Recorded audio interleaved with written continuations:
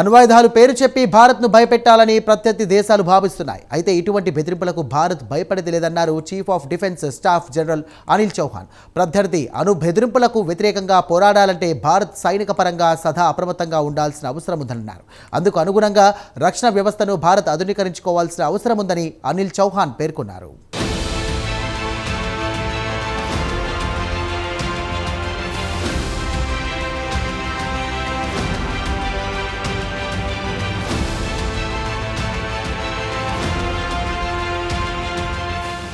అణు బెదిరింపులకు భారత్ ఏమాత్రం భయపడేదే లేదన్నారు chief of defence staff general Anil Chauhan.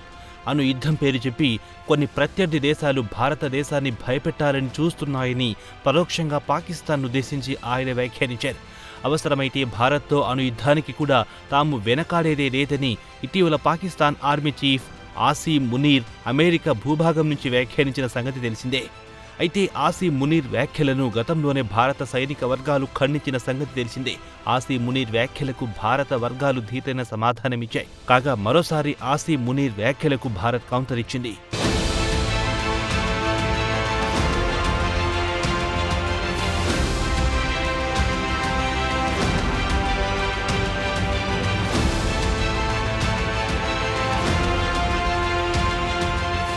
కాగా భవిష్యత్తులో అణు బెదిరింపులు, రేడియో ధార్మిక పదార్థాల వంటి వాటిని ప్రపంచ దేశాలు యుద్ధ తంత్రాలకు ఉపయోగించే అవకాశాలున్నాయని అనిల్ చౌహాన్ పేర్కొన్నారు. అయితే ఇటువంటి వాటిని ఎదుర్కోవాలంటే అణ్వాయుధాల నుంచి వచ్చే రేడియో ధార్మిక కాలుష్యంతో డీల్ చేయడంపై భారత్లో శిక్షణ ఇవ్వాల్సిన అవసరం ఉందన్నారు అనిల్ చౌహాన్. ప్రస్తుతం ప్రపంచవ్యాప్తంగా ఉద్రిక్తతలు పెరుగుతున్నాయని తెలిపారు. ఏ దేశం ఎప్పుడెవరిపై దాడులకు పాల్పడుతుందో ఎవ్వరూ చెప్పలేకపోతున్నారని అనిల్ చౌహాన్ వ్యాఖ్యానించారు. ఈ నేపథ్యంలో భారత్ సదా అప్రమత్తంగా ఉండాల్సిన అవసరం ఉందన్నారు.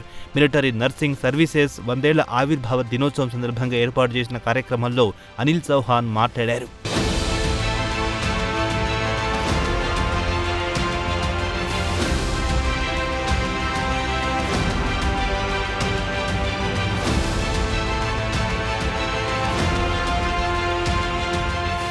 కాగా భవిష్యత్తులో ఇతర దేశాల నుంచి అణు బెదిరింపులకు వ్యతిరేకంగా పోరాడాలంటే భారత్ ముందుగా రక్షణ రంగాన్ని బలోపేతం చేసుకోవాల్సిన అవసరం ఉందన్నారు chief of defence staff general Anil Chauhan. ఇందులో భాగంగా దేశంలో రక్షణ వ్యవస్థను ఆధునీకరించుకోవాల్సిన అవసరం ఉందన్నారు. అంతేకాదు అత్యంత అధునాతన ఆయుధాలను కూడా భారీ సంఖ్యలో భారత్ సేకరించుకోవాల్సిన అవసరం ఉందని అనిల్ చౌహాన్ అభిప్రాయపడ్డారు. కాగా ఇప్పటికే అనేక అభివృద్ధి చెందిన దేశాలు అణ్వాయుధాల తయారీ చేపట్టినట్లు ఆయన వెల్లడించారు.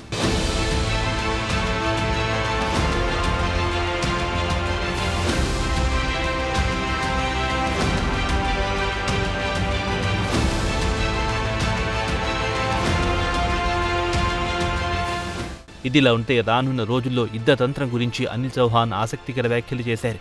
భవిష్యత్తులో యుద్ధతంత్రం పూర్తిగా మారిపోనుందని అనిల్ చౌహాన్ వెల్లడించారు. ఆయా దేశాల దగ్గరున్న అధునాతన ఆయుధాలే యుద్ధాల్లో విజేతలెవరూ నిర్ణయిస్తున్నాయని ఆయన పేర్కొన్నారు.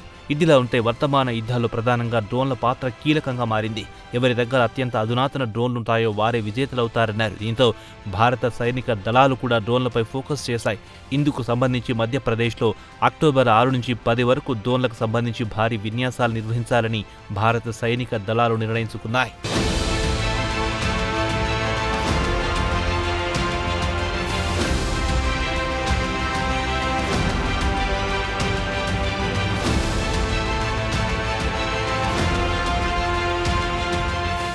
కాగా ఆపరేషన్ సింధూర్ తర్వాత త్రివిధ దళాధిపతుల భాగస్వామ్యంలో జరగబోతున్న తొలి సైనిక విన్యాసం ఇదే కాబోతోంది.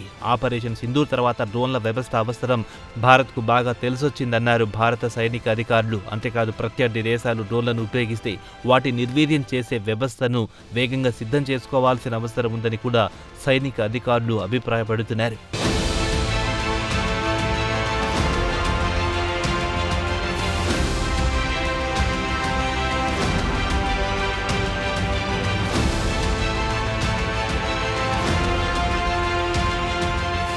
వర్తమాన యుద్ధాల్లో డ్రోన్ల పాత్ర పెరిగింది అనడానికి ఉదాహరణ 3 ఏళ్లుగా కొనసాగుతున్న రష్యా యుక్రెయిన్ యుద్ధమే. కొన్ని నెలల కిందట స్పైడర్ వే పేరుతో రష్యా సైనిక స్థావరాలపై యుక్రెయిన్ డ్రోన్లతో దాడులు చేసింది. ఇది పూర్తిగా డ్రోన్లతో వ్యూహాత్మకంగా జరిపిన దాడి. స్పైడర్ వే పేరుతో యుక్రెయిన్ చేసిన డ్రోన్ల దాడితో రష్యాకు దిమ్మ తిరిగింది. ఈ దాడిలో రష్యాకు చెందిన 41 యుద్ధ విమానాలు ధ్వంసమయ్యాయి. రష్యాకు ఇది ఊహించని దెబ్బ.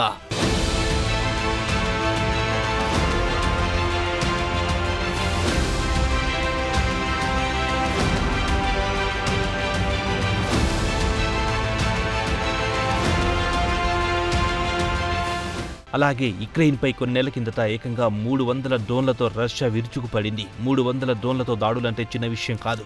డ్రోన్ల దెబ్బతో యుక్రెయిన్కు తీరని నష్టం కలిగింది. అనేక నివాస భవనాలు, ఆసుపత్రులు ధ్వంసమయ్యాయి. కాగా ఆపరేషన్ సింధూర్లో భారత్ కూడా డ్రోన్లను ప్రయోగించింది. ఇందులో ప్రధానంగా చెప్పుకోవాల్సింది హార్పీ డ్రోన్ల గురించే. అయితే హార్పీ డ్రోన్లు భారత్ తయారీ కాదు. హార్పీ డ్రోన్లు టోటల్గా ఇజ్రాయెల్ తయారీ. మొత్తం మీద ప్రపంచవ్యాప్తంగా యుద్ధతంత్రం మారింది. మారిన యుద్ధతంత్రానికి ధీటుగా అన్ని దేశాలు పక్కా డ్రోన్ల వ్యవస్థ కోసం ప్రయత్నాలు చేస్తున్నాయి. ఏదేమైనా అణు బెదిరింపులను ధీటుగా ఎదుర్కోవడానికి భారత్ సన్నద్ధమవుతోంది.